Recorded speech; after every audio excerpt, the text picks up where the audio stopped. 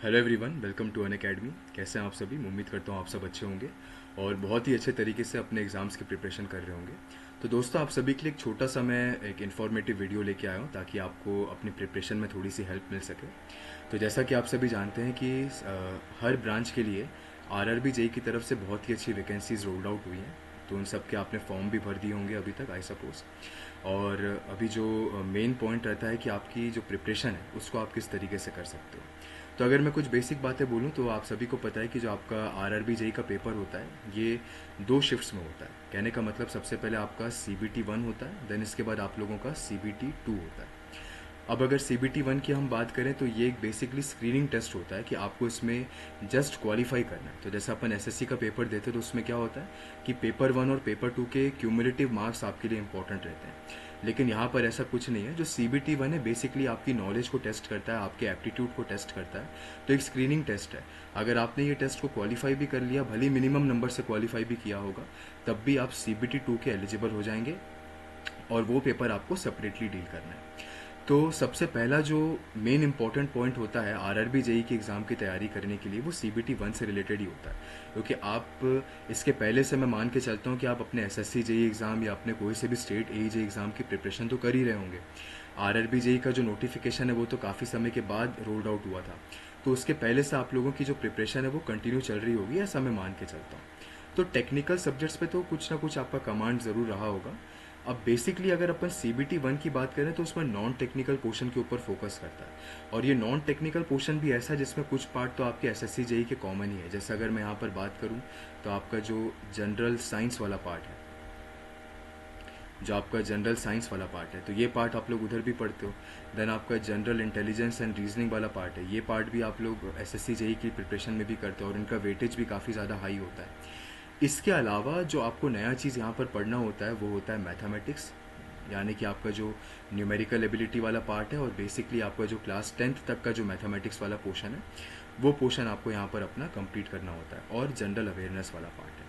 तो ये जो चीज़ें हैं ये आपको एक्स्ट्रा पढ़नी पड़ती है। बाकी इसकी तैयारी तो मेरे हिसाब से आप लोग एसएससी के टाइम से भी करते आ रहे हो। और साइंस का अगर आप देखोगे तो सिलेबस भी मोर और लेस सेम है जो आपके एसएससी जेई एग्ज़ाम का है। लेकिन इनके मार्क्स की अगर मैं बात करूँ तो साइंस अप्रॉक्सीमेटली 30 मार्क्स का आप देख सकते हो। मैथमेटिक्स आप यहाँ पर 30 मार्क्स का देख सकते हो। ये आपको करीब करीब 25 नंबर का पूछता है। ये आपको 30 मार्क्स का पूछता है। सॉरी, जनरल अवेयरनेस आपको 15 नंबर का पूछता है। तो कुछ इस तरीके से आपका जो मार्क्स इसका डिस्ट्रीब्यूट होता है। तो यहाँ पर साइंस का, मैथमेटिक्स का और रीजनिंग का इसका वेटेज कंपैरेटिवली काफ़ी ज़्यादा है। तो ये जो पोर्शंस है इनके ऊपर आपको फोकस करना, और कुछ पार्ट तो आप ऑलरेडी इसका पढ़ते आ ही रहे हो। मैथमेटिक्स वाला जो पोर्शन है ये भी काफ़ी स्कोरिंग है, इसमें आप अच्छा स्कोर कर सकते हो। आपके जो बेसिक न्यूमेरिकल एबिलिटी वाले टॉपिक्स होते हैं, प्रॉफिट एंड लॉस हो गया, परसेंटेज हो गया, HCF LCM हो गया, बेसिक ज्योमेट्री हो गया, ट्रिग्नोमेट्री हो गया क्लास 10th के लेवल तक का। इसके अलावा अगर आप देखो तो एवरेज है, ठीक है, कंपाउंड इंटरेस्ट, सिंपल इंटरेस्ट है, pipes and systems and time and works है। इसके अलावा आपका जो प्रॉब्लम्स है, जो वर्ड प्रॉब्लम्स आती है आपको एजेस के ऊपर आती है ना। तो ये सब जो प्रॉब्लम्स है जो आप बेसिकली पढ़ते भी आए हो अभी तक, इसको आपको स्ट्रॉन्ग करना है क्योंकि ये आपका कहीं ना कहीं स्कोरिंग सब्जेक्ट बन जाता है। साइंस आपके लिए स्कोरिंग बन जाएगा। तो ये सब सब्जेक्ट्स के ऊपर अगर आप अच्छा फोकस करते हो, और यही हमारा ट्रेंड भी चलता आ रहा है कि मैथमेटिक्स से साइंस के जो और रीजनिंग के जो क्वेश्चन आते हैं इनका वेटेज कंपैरेटिवली ज़्यादा है। तो प्रीवियस पेपर्स भी अगर आप देखोगे 2019 का, 14-15 का, तो उसमें आपको बहुत ही अच्छा वेटेज इन सब्जेक्ट्स का देखने को मिलता है ना। तो इनके ऊपर आपको पिछले साल भी आपको ज़्यादा क्वेश्चंस देखने को मिले थे, इस बार भी आपको इन्हीं सब्जेक्ट्स के ऊपर ज़्यादा क्वेश्चन देखने को मिल सकते हैं। तो अगर आपका कमांड इसके ऊपर अच्छा है तो आपका पेपर 1 निकलने की जो प्रोबेबिलिटी है वो काफ़ी अच्छी हो जाएगी। तो बहुत सारे क्वेश्चंस की प्रैक्टिस करिए क्योंकि न्यूमेरिकल एबिलिटी हो गया, रीजनिंग हो गया, ये सब पोर्शन को स्ट्रॉन्ग करने के लिए तो आपको क्वेश्चंस की प्रैक्टिस करना ही सबसे ज़्यादा इंपॉर्टेंट है। तो you have to practise a lot. तो सारे चैप्टर्स की आपको अच्छे से प्रैक्टिस करनी है। देन इसके अलावा अगर हम बात करें तो हमारा जो CBT 2 वाला पेपर है इसमें आपको टेक्निकल पोर्शन भी अपना कवर करना है जो आपका सिविल का है, ठीक है। बेसिकली आज मैं इसी की ज़्यादा बात करूँगा। इसके अलावा जो आप लोग का बेसिक कंप्यूटर एप्लीकेशन वाला पार्ट आता है, कैड वाला पार्ट आता है ना, अप्रॉक्सीमेटली 1 या 2 नंबर पूछता है इसमें से हार्डली, मतलब वो भी बहुत रेयरली पूछता है, इससे ज़्यादा क्वेश्चंस कभी पूछता नहीं है। तो ये पोर्शन के ऊपर आप फोकस कर सकते हो यहाँ पर, ठीक। इसके बाद अगर मैं बात करूं तो आपका इन्वायरमेंटल पोल्यूशन के ऊपर एक टॉपिक है CBT 2 में। तो इन्वायरमेंटल पोल्यूशन भी आप लोगों के लिए काफ़ी इंपॉर्टेंट हो जाता है, ठीक है। अप्रॉक्सीमेटली 8 से 10 नंबर इससे भी पूछ लेता है। अब ये तय करना मुश्किल हो जाता है कि मतलब ये इन्वायरमेंटल पोल्यूशन जो उस पर दे रहा है, ये इन्वायरमेंटल इंजीनियरिंग के हवाले से दे रहा है कि सेपरेटली दे रहा है, क्योंकि इन्वायरमेंटल इंजीनियरिंग में भी pollution and solid waste management आप लोग पढ़ते ही हो। तो ये थोड़ा सा जज करना मुश्किल हो जाता है कि कौन से पार्ट को कवर किया है इसमें, क्योंकि कॉमन टॉपिक्स भी हैं इसमें कुछ, air pollution, noise pollution, solid waste management, ये आप ऑलरेडी इन्वायरमेंटल इंजीनियरिंग में भी पढ़ते हो, ठीक। इसके अलावा आपका ड्राइंग वाला पार्ट है, तो ड्राइंग वाले पार्ट से भी आप 5 से 6 नंबर का कुछ एक्सपेक्ट कर सकते हो। तो ये कुछ टॉपिक्स हैं जो आपको CBT 2 में देना है। तो टेक्निकल पोर्शन आपका पूरा रहेगा, इसके अलावा ये कुछ एडिशनल टॉपिक्स आपको और देखने पड़ते हैं। सो अगर मैं बेसिकली फोकस करूँ सिविल के ट्रेंड के ऊपर, जो अभी तक हमने प्रीवियस पेपर्स की स्टडी करके यहाँ पर देखा है, तो बेसिकली अगर मैं आपको कुछ वेटेजेस की जानकारी दूँ सब्जेक्ट की, ठीक है। मैं हमेशा बोलता हूँ कि वेटेज कभी भी कन्फाइंड नहीं होता, फ्लक्चुएट करता रहता है, लेकिन कुछ कॉमन चीज़ें जो हमें देखने को मिलती है वो आप यहाँ पर नोट कर सकते हो। जैसे अगर मैं बात करूँ यहाँ पर हमारे सिविल के सब्जेक्ट्स की, तो बिल्डिंग मटीरियल्स। अब बिल्डिंग मटीरियल्स में बिल्डिंग कंस्ट्रक्शन को भी अगर मैं यहाँ पर जोड़ दूँ, तो इसका जो ओवरऑल वेटेज है ये काफ़ी हाई हो जाता है। तो 8 से लेके 15 नंबर या 8 से लेके 15 मार्क्स तक का, या 15 से भी आप इसमें कुछ +और -2 कर सकते हो, इतना ज़्यादा हाई वेटेज आप एक्सपेक्ट कर सकते हो BMC में। ऑब्वियसली बात है, इसमें कंस्ट्रक्शन वाला पार्ट भी इंक्लूडेड है, ठीक है। अच्छा, कई बार ऐसा भी होता है कि BMC के अंदर ही कंक्रीट टेक्नोलॉजी को भी इंक्लूड कर लेते हैं। जैसे कंक्रीट एक पूरा टॉपिक अपन वहाँ पर पढ़ते ही हैं, है ना। तो कंक्रीट की प्रॉपर्टीज़ हो गई, कंक्रीट के ऊपर टेस्ट हो गए, तो इसको अपन कंक्रीट टेक्नोलॉजी के अंदर गिनते हैं। एग्रीगेट्स वाला पार्ट हो गया आपका, मोटार वाला पार्ट हो गया, एडमिक्सचर्स वाला पार्ट हो गया, वाटर वाला पार्ट हो गया, या कोई इसको सेपरेटली RCC में डील करता है, तो इट हार्डली मैटर्स। कहने का मतलब है कि बिल्डिंग मटेरियल्स का जो वेटेज है as per the previous paper analysis काफ़ी ज़्यादा हाई है, और बिल्कुल घबराने वाली बात नहीं, क्योंकि जो सब्जेक्ट है वो हाईली स्कोरिंग है। आराम से आप इसको अच्छा पढ़ के अच्छे नंबर ला सकते हो। हमने भी कई सारे क्वेश्चंस इसके करवाए हैं, आपको प्लस क्लास में भी करवाए हैं, स्पेशल क्लास में भी करवाए हैं, यूट्यूब पे भी मैंने BMC के ऊपर बहुत सारे क्वेश्चंस आपको करवाए, तो आपके लिए कोई डिफ़िकल्टी नहीं जाएगी यहाँ पर। देन अगर मैं बात करूँ यहाँ पर, जैसा हमारा रेनफोर्स सीमेंट कॉन्क्रीट वाला पार्ट है RCC, ठीक है। अब RCC में आपका कॉन्क्रीट टेक्नोलॉजी को भी अगर मैं यहीं पर जोड़ दूँ, तो यू कैन एक्सपेक्ट, ये मैं प्रीवियस ट्रेंड्स के हिसाब से आपको बता रहा हूँ, 8 से 10 नंबर आप इसमें भी एक्सपेक्ट कर सकते हो। मतलब इसके ऊपर भी आपको फोकस करना ही है। और RCC अभी रिसेंटली पार्ट 1 जो है RCC का मिसलेनियस टॉपिक्स के अलावा, ये मैंने आपको प्लस में जस्ट अभी कंप्लीट करवाया। कॉन्क्रीट टेक्नोलॉजी वाला पार्ट भी मैंने डील किया हुआ है बिल्डिंग मटेरियल्स के अंदर। तो कहने का मतलब है कि ये भी आपका एक one of the important subject बनता है आपके एग्ज़ाम में अच्छा स्कोर लाने के लिए, और डेफिनेटली इसमें आप स्कोरिंग अच्छा कर सकते हो, क्योंकि ऑब्वियसली बात है पूरा आपको स्ट्रक्चर को डिज़ाइन करने को देगा नहीं है। जो भी आपसे सवाल पूछे जाएंगे वो आपसे बेसिकली कोडल प्रोविजंस पूछे जाएंगे, है ना, मैकेनिज्म से, एनालिसिस के पॉइंट ऑफ व्यू से क्वेश्चंस पूछे जाएंगे, तो आप इसमें अच्छा स्कोर आराम से कर सकते हो। देन अगर मैं बात करूँ, again very important subject, that is environmental engineering. बहुत इंपॉर्टेंट सब्जेक्ट ये भी बनता है। तो एनवायरमेंटल इंजीनियरिंग से भी आप अप्रॉक्सीमेटली 10 to 12 मार्क्स एक्सपेक्ट कर सकते हो। ये अभी तक प्रीवियस पेपर में भी हमने नोट किया हुआ है। अब एनवायरमेंटल इंजीनियरिंग, जैसा मैंने आपको बताया था कि environmental pollution and solid waste management, ये भी आपका पार्ट इंक्लूडेड है, और ये हम लोग एनवायरमेंटल इंजीनियरिंग के अंदर भी पढ़ते हैं। तो कौन से पोर्शन से उसने हाईलाइट करके दिया हुआ है वो जज करना मुश्किल हो जाता है। फिर भी on an average water supply, waste water, और आपका air pollution, noise pollution, solid waste, इतना मिला के आप 10 से 12 नंबर इस पर डेफिनेटली एक्सपेक्ट कर सकते हो, और इतना ये आपसे पूछ भी लेगा, ठीक। देन अगर मैं बात करूँ यहाँ पर एक और जो आपका सदाबहार सब्जेक्ट जो हर एग्ज़ाम में आपकी वेटेज काफ़ी ज़्यादा रखता है, दैट इज़ जियोटेक इंजीनियरिंग। तो यहाँ पर मैं जियोटेक की बात करता हूँ। तो जियोटेक, जिसको आप लोग soil mechanics and foundation engineering भी बोलते हो, इसको भी आप 8 से 9 नंबर का बिल्कुल एक्सपेक्ट कर सकते हो। इसका वेटेज, क्योंकि बड़े बड़े सब्जेक्ट्स हैं, बहुत सारे टॉपिक्स हैं इसके अंदर, क्योंकि बड़े सब्जेक्ट्स हैं, टॉपिक्स भी बहुत सारे हैं, तो इनके ऊपर क्वेश्चंस के पूछने की जो प्रोबेबिलिटी होती है वो भी बहुत ज़्यादा होती है। तो definitely you can expect geotech से कि क्वेश्चन बहुत अच्छे ज़्यादा पूछे जाएंगे, और स्कोरिंग रहता है, ये भी काफ़ी स्कोरिंग है। तो जियोटेक हो गया, एनवायरनमेंट हो गया। देन अगर मैं बात करूँ FM, अब FM में आपका OCF भी इंक्लूडेड रहेगा, हाइड्रोलिक मशीन्स भी इंक्लूडेड रहेगा। इसको अगर आप देखोगे तो ये भी करीब करीब 10 नंबर का पूछता है। और इसमें ध्यान रखना कि आपका जो OCF वाला पार्ट है उसका वेटेज कंपैरेटिवली आपको ज़्यादा देखने को मिलता है। तो OCF का weightage is comparatively more than your FM1। तो OCF छोटा सब्जेक्ट भी है, काफ़ी स्कोरिंग भी है, और हर एग्ज़ाम में OCF की जो इंपॉर्टेंस है वो ज़्यादा है। अब अगर आप ये ट्रेंड नोट करोगे तो सिमिलर ट्रेंड आपको SSC JEE एग्ज़ाम में भी देखने को मिलता है। हाँ, ये अलग बात है कि थोड़ा बहुत वो कम ज़्यादा कर देता है, है ना, थोड़ा बहुत कम ज़्यादा हो जाता है यहाँ पर सब्जेक्ट्स का वेटेज। जैसे इस बार जो पेपर था वहाँ पर सर्वेइंग का वेटेज बहुत ज़्यादा था, इरिगेशन हाइड्रोलॉजी का वेटेज काफ़ी ज़्यादा था। ऐसा कई बार होता है, लेकिन कुछ सब्जेक्ट्स जो हैं जिनसे क्वेश्चंस हमेशा ज़्यादा पूछे जाते हैं, जैसे अगर मैं बात करूँ यहाँ पर एस्टिमेशन एंड कॉस्टिंग की, तो एस्टिमेशन एंड कॉस्टिंग एसएससी में भी 8 से 10 नंबर का पूछ लेता है, यहाँ पर भी आप 6 से 8 नंबर का इसको एक्सपेक्ट कर सकते हो। हाईवे की अगर मैं बात करूँ तो हाईवे को आप यहाँ पर अप्रॉक्सीमेटली 4 to 5 मार्क्स का एक्सपेक्ट कर सकते हो। ठीक है, रेलवे, अब देखो, अब आप सोचोगे कि भैया रेलवे बोर्ड हमारा एग्जाम कंडक्ट करवा रहा है तो रेलवे के क्वेश्चन ज़्यादा देगा, ऐसा मेंटेलिटी नहीं रखना।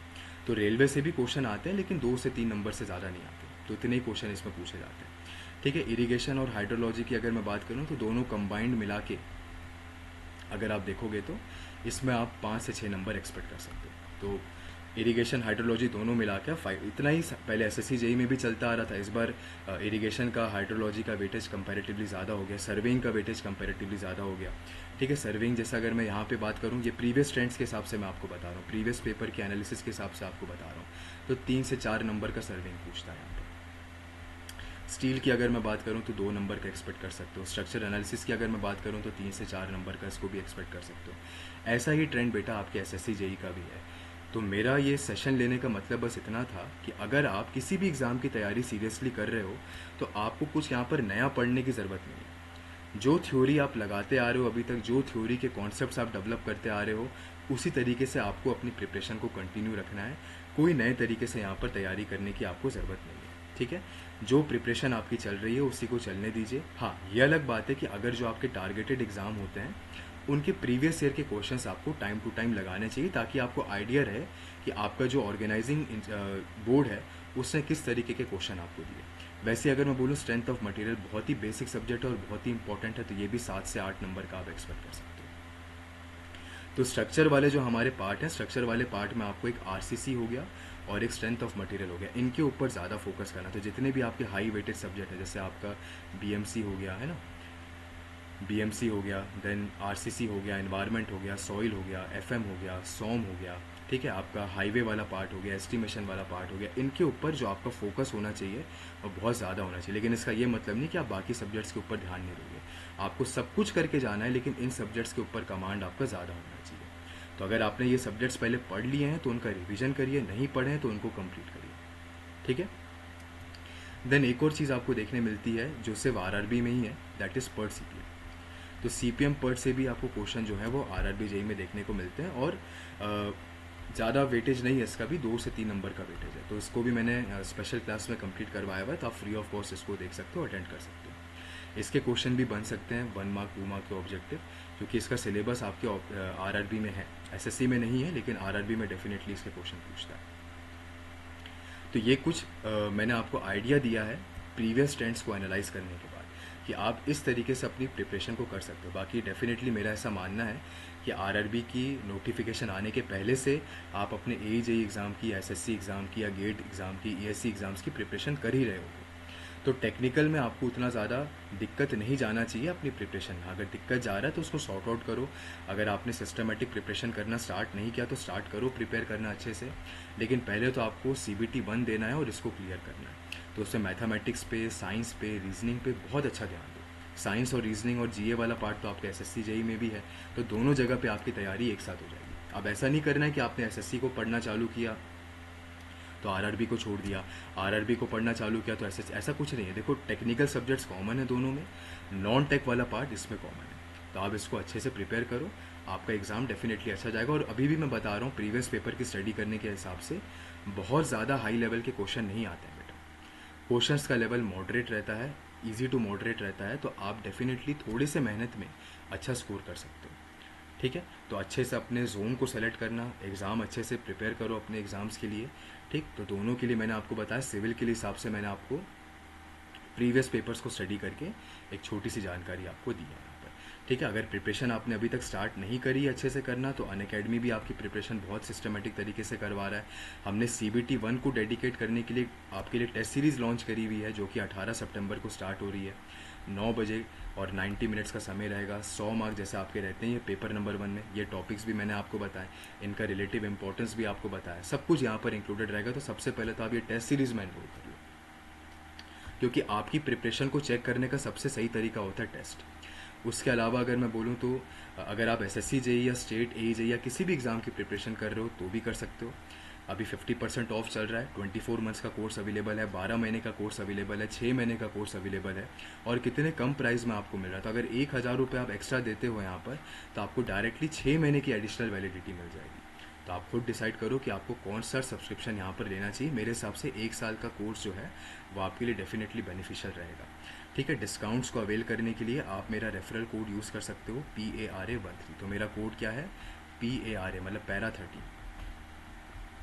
तो you can use my code to avail any kind of discount. तो अनअकैडमी में कोई सा भी सब्सक्रिप्शन आप लेते हो तो मेरा कोड आप यूज़ कर सकते हो। देन अगर यहाँ पर हम बात करें तो RRB जेई का यदि आप सब्सक्रिप्शन, सिर्फ RRB जेई का जिसमें टेक्निकल नॉन टेक्निकल इंक्लूडेड है, और साथ ही में आपका RRB जेई NTPC वाला बैच भी हमने इसी में जोड़ा हुआ है, जो कि 15 सितंबर को स्टार्ट हो रहा है। तो 12 महीने का कोर्स अवेलेबल है, 6 महीने का कोर्स अवेलेबल है, 3 महीने का कोर्स है, और प्राइस देख सकते हो आप, बहुत ही कम प्राइस में कोर्स है जिसमें टेक्निकल नॉन टेक्निकल दोनों चीज़ें आपको पढ़ाई जाएगी। ठीक, इसमें भी आपको जो रेफरल कोड यूज़ करना है 50% डिस्काउंट को अवेल करने के लिए, वो ये। देन अगर मैं सब्जेक्ट्स की बात करूं तो जनरल अवेयरनेस स्टार्ट हो रहा है आपका, जैसा भी मैंने बताया इंपॉर्टेंट है ना, 15 नंबर का कम से कम पूछता है ये भी। रीजनिंग अभी मैंने बताया 25 नंबर के करीब पूछता है। एप्टीट्यूड 30 नंबर का, मतलब मैथमेटिक्स वाला पार्ट आपका 30 मार्क्स के लिए पूछता है। तो इसके लिए बिल्कुल प्रिपरेशन करिए बेटा, है ना, अच्छे से प्रिपेयर करिए, हमारा कोर्स लीजिए। सारे एजुकेटर्स बहुत ही क्वालिफाइड है अपनी अपनी फील्ड्स में, तो आपको पढ़ने में भी मज़ा आएगा और सिस्टमेटिक तरीके से आप पढ़ाई कर पाओगे। देन अगर मैं बात करूं, हमारा जो AJE वाला बैच है उसमें ज्योग्राफी स्टार्ट हो रहा है, और RCC पार्ट 2 मैं ही स्टार्ट कर रहा हूँ। तो RCC पार्ट 1 मेरा कंप्लीट हो गया, जो मिसलेनियस टॉपिक्स बचे हैं जैसे वाटर टैंक्स है, रिटेनिंग वॉल है, स्टेयर केस है, ये सब मैं पार्ट 2 में कर पाऊँगा।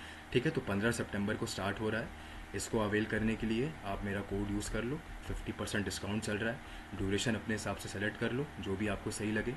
ठीक है, मेरे हिसाब से 1 साल का सबसे सही है आपके लिए, कम से कम 1 साल के लिए तो कोर्स होना चाहिए, क्योंकि सब्जेक्ट्स बड़े बड़े होते हैं बेटा। एक सब्जेक्ट को पढ़ने बैठोगे तो कम से कम आपको 1-2 महीना भी लग जाता है। तो ये तरीका आपके लिए सही रहेगा अगर 1 साल, कम से कम 1 साल का कोर्स परचेज करते हो तो। बाकी आपकी इच्छा, जैसा भी आप चाहो।